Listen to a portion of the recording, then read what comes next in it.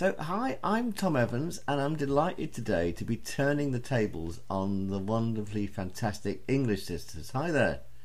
Hello. Hello, Tom. Hello, everyone. So, just so you know, we had a few technical problems this morning, so you won't be able to see my smiling face, but instead you've got two fantastic smiling faces to look at instead. So, but I am here.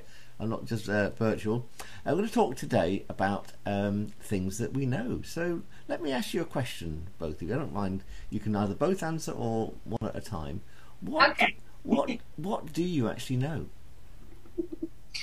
We know nothing. What do we actually know? Yeah, we don't know very much actually. I mean, we know we like listening to music. We know music can make us feel good. Yeah. What's your favourite band or any kind of soothing sounds that make you feel good, make you feel happy and warm and soft inside. Yeah. So you know then that feeling warm and soft inside is good then? Yes, definitely. That's a good thing to know. That's a nice thing to know. And we know that when we're happy, which is most of the time. Yeah. Yeah. So, basic emotions that we're feeling, that's what we know rather than facts. That's interesting. So, but we know things in our heads, don't we? That's where we think we know things. So where are these emotions bubbling up from?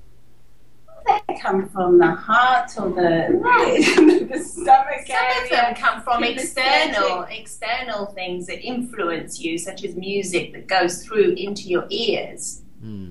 Other emotions come through the sound of words as well, or something that you may see, like the sea.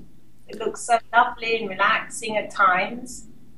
And is this why everyday hypnosis is really important? Yes, we really do believe that for people to feel at their best, it's good for them to reconnect with their inner selves. And so having a little dose of everyday hypnosis is definitely a good way to start, end, or listen to throughout the day, isn't Fantastic. Because it's every day that you're in touch with.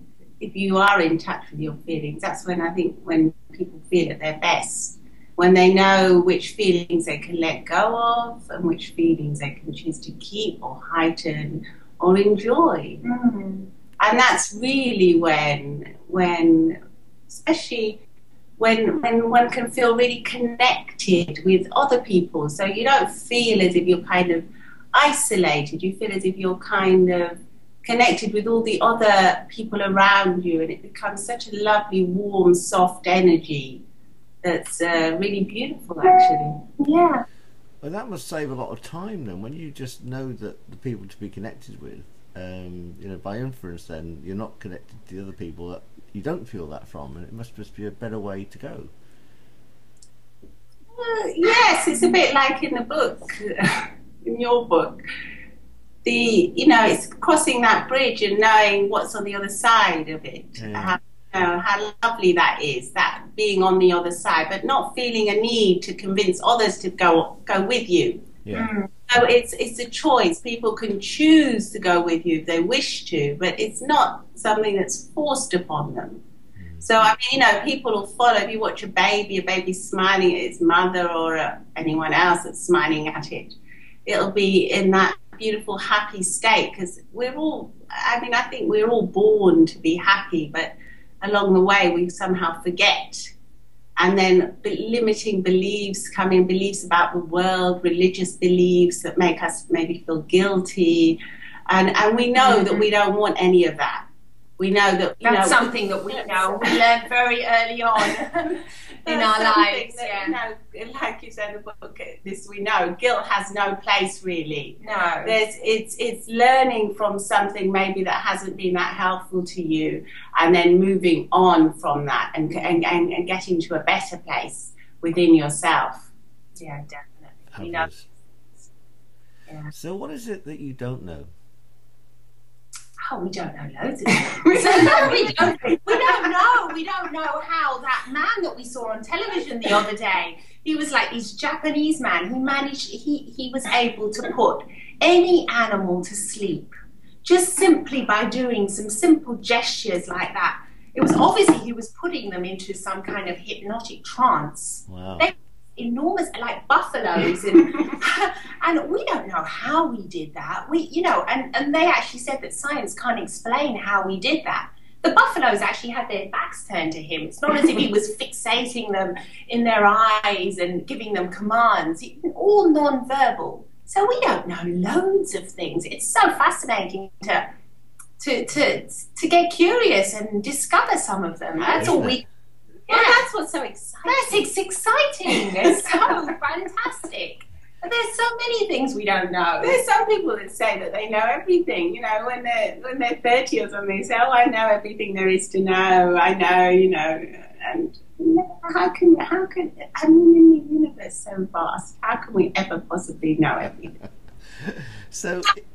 It's just amazing just to think that we are on this spaceship, as you called it in your book, because that's something that I've always found so fascinating, how the world can be moving and we're not aware of it. Yeah. And so for you to define it as a spaceship was really interesting, because it's like we really are moving in this spaceship, the Earth. So, I mean, how do I know how that's working at the moment? Yeah, we travel 500 million miles every year. And yet we can't feel that we're moving. No. And some people feel they're going backwards as well. It's incredible, isn't it? And how comes we can't feel we're moving then? Because we're all moving together. Do you think? Yeah. Do you think it's because we're all moving together? Yeah, so Italy and the UK are moving at the same rate at this moment. But it's just some people decide that we're not moving together. But we're all on this planet moving together, so why don't we just move together? So listen, let's just pop out into the future. So I know you like some timeline and stuff. So a year from now, 5 years from now, 10 years from now, what world would you like to know? Well, we would like to know the world that we know now, which is a loving world. Because we don't watch the media, and we don't. No, we know that's bad for us. Yes. So the world that we know is actually a very happy, lovely place, and we're fortunate enough to live in a country that you can travel around, and it's a democratic country. So we feel as if we have our freedom, and that the world that we live in is free, because that's the world that we're experiencing. I think people can create their own world of freedom and experience it in that way, which eventually does make them free. So I think everyone should know that wherever they are at the moment, they can create their perfect world within them just by absorbing what they wish to absorb throughout the day, instead of absorbing negative stuff that's not really helpful to them at all. So basically we create our own reality every day. So be careful what kind of reality you're creating for yourself. Yeah, because that is a reality that will be reflected as we all, as individuals, create a beautiful reality for ourselves. The whole world will reflect that like a mirror. Wow. So all we need to do is to get more people to know that kind of world. Definitely. Wow. Just to experience their world in a beautiful way. Yeah. Well, listen, I'm absolutely thrilled to be sharing this bit of the journey on Spaceship Earth with you both. It's just fantastic. It feels like we've known each other forever, and I do hope we'll know each other forever too. So thank you for sharing your thoughts about what you know, what you don't know, and what you'd like to know today. And I know that's the world I want to live in too. So thank you so much. Well, thank you, Tom. Thank you. It was our pleasure. Ciao. Bye. Ciao.